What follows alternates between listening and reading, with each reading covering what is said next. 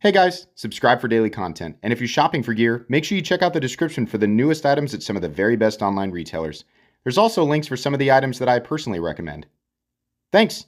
What's going on YouTube? Metal Complex here, and today I've got another interesting knife review / knife overview to share with you guys.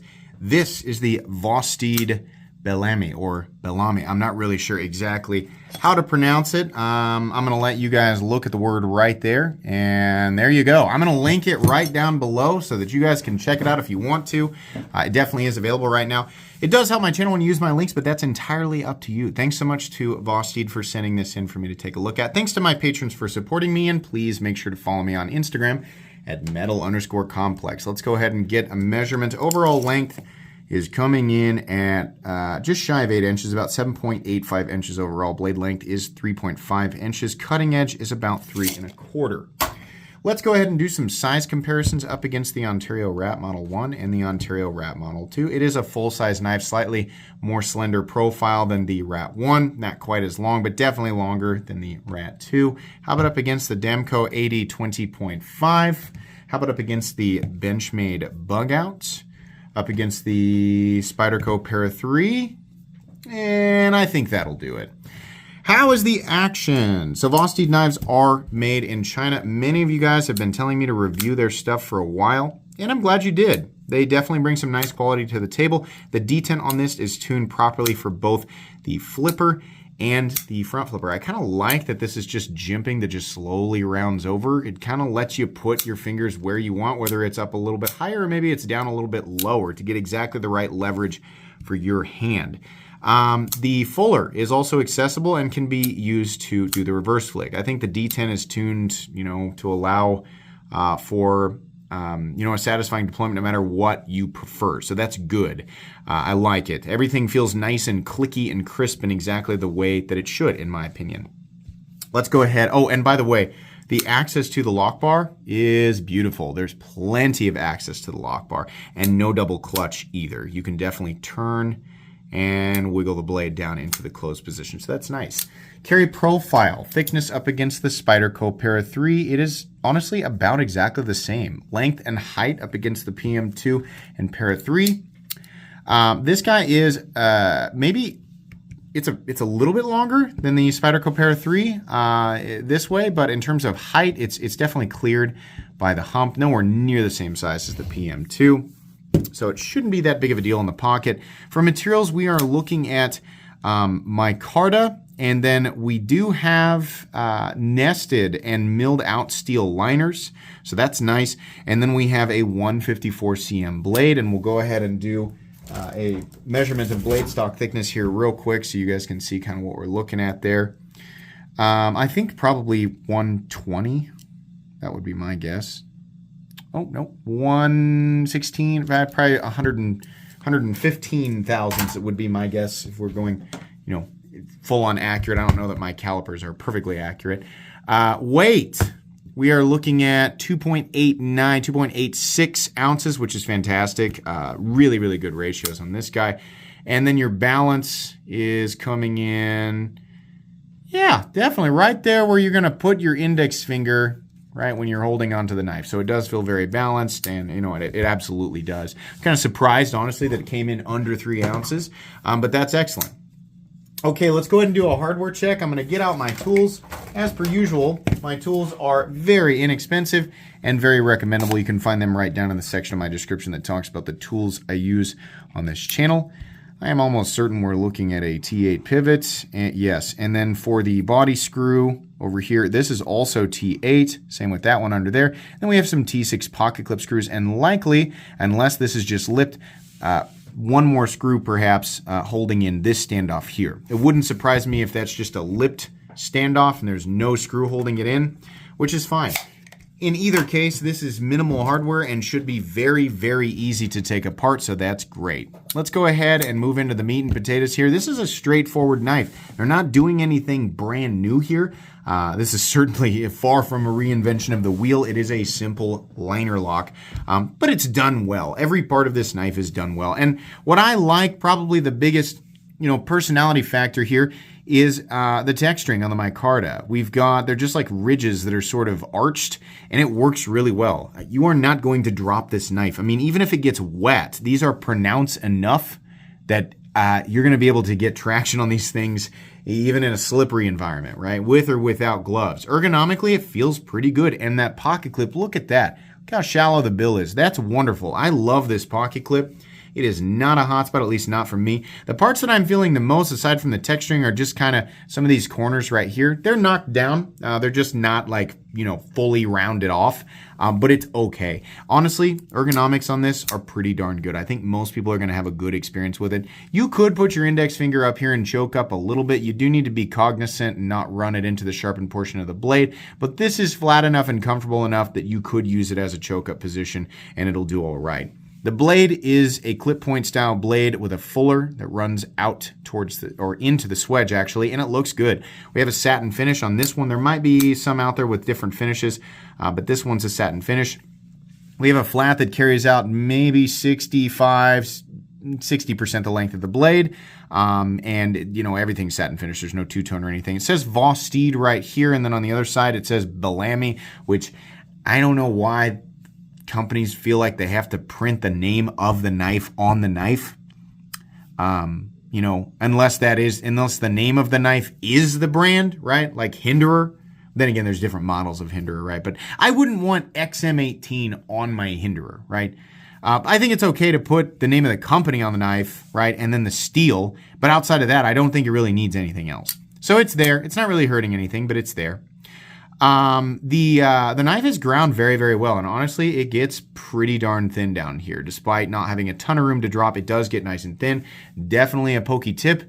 This is the style of blade that's going to make short work of most general EDC tasks, right? It is certainly a style of blade we have seen before. Nothing new. It'll do the job. It'll do exactly what you expect it to do. I think the best part is that it is in 154 cm, which is a fantastic ingot steel. This is not CPM 154. CPM 154 is the powder version of this steel. This is just regular 154 cm, but it performs almost exactly the same. Has decent edge retention, very easy to touch up and sharpen. It is stainless, and it is also reasonably tough. A very, very good balance, right? A lot of people argue about at this price point, which is better, 14C28N or 154 cm. Me personally, having carried knives in both steels and used them, not really, taking too much time to like baby them or anything. I haven't, I've just kind of used them like knives. I can't really tell the difference. That's the same way with a lot of steels. I think they're both great. I think, some people will swear by 154 and some people will swear by 14C28N, but they're certainly two of the best steels you could get at this price point. So yeah, I think that's fine. 154 cm is certainly a fine steel, right? Moving on here, this is pillar construction, but there is, I don't know why it would make any difference. I said it weird. This is a pillar construction knife using two standoffs. There is a lanyard hole. It is right here. You can use it or you can not use it. The main thing is that the pocket clip has not been prioritized over the lanyard hole, which is correct. That's the correct way to do that. That's just your opinion. Nope, it's correct. I'm kidding. Think whatever you want. This is what I like. Pocket clip prioritization, good. This is ridged, right? So in and out of the pocket over a consistent amount of time, or a long period of time consistently, it's going to fray up your pocket. It just is, right? Had they put a bald spot under here, they would have had to put a bald spot on the other side so that lefties could enjoy the same bald spot, and it would have looked goofy. So, it's just one of those things. Truthfully, in and out of the pocket, pretty easy because there's a ramp right at the end, and it will rise to meet most pocket seam thicknesses. A couple of times it got mashed into my pocket seam and I had to kind of hold it and push it in there, but it's all right. But the main thing here is that it is a very low profile. By that I mean it's a flatter clip, so it's just not obtrusive. They did not nest the pocket clip into the scales. It's just sitting on top, which is okay. They did recess the screws though, so that's nice. Outside of that, not really anything crazy going on here. We do have stops that are attached to the blade, and they are internal. So they're riding on channels on either side of the steel liners. either side of the blade on both of the steel liners. There is a separate closed position stop pin here, and that's self-explanatory. It's just for the closed position. But lockout, very, very solid. No blade play up, down, left, or right. Very, very tight. The geometry of the liner lock looks good. I never had any issues with accidental disengagement or anything like that. It looks like we're locking up at maybe 50%. The actual amount of engagement is kind of hard to tell. It's not really leaving a definitive mark there. But it's looking to me like about 50%. No lock stick, no pivot lash, very consistent action in here, and a nice clicky detent. I don't know how many times I've flipped this, a couple hundred times. The centering still looks pretty darn good to me. There is no detent lash either. This knife is a nice design, and the little tiny details, they got those right. I feel like Vosteed pays attention to its current and past customers. I think they pay attention to what people say on social media, whether these people are consumers or they're reviewers like me or both, right? I mean, that's generally the case. It's hard to be a reviewer without also being a consumer. I feel like Vosteed is paying attention to what the community says works and what doesn't work. This oftentimes translates into a design that we have seen many, many times over, and that is absolutely the case here. But they did a good job with it. I can't really say that there's any specific part of this knife that is wrong. It all feels pretty darn good, and it's going to cater to right-handed people and left-handed people. The price comes in at about $80, which is, okay, it's $79.95. It's okay, right? I would have been real happy if they had hit this thing at $65 or $70 and brought it into budget knife territory. I think that's where stuff like this truly shines and truly feels like an amazing deal, right? So some people are going to say it shouldn't be more than $20, and to those people I'd say I don't think you know how any of this works, right? You're just like rubbing a magic lamp and wanting things to come true for you, but it's not going to be the case. I think this is a $65 to $70 knife all day. $80 is kind of it's okay. Anybody who picks this up will be happy with it, though. It's not a knife that I'm going to say rush out and buy this before anything else. It's better than all the competition. No.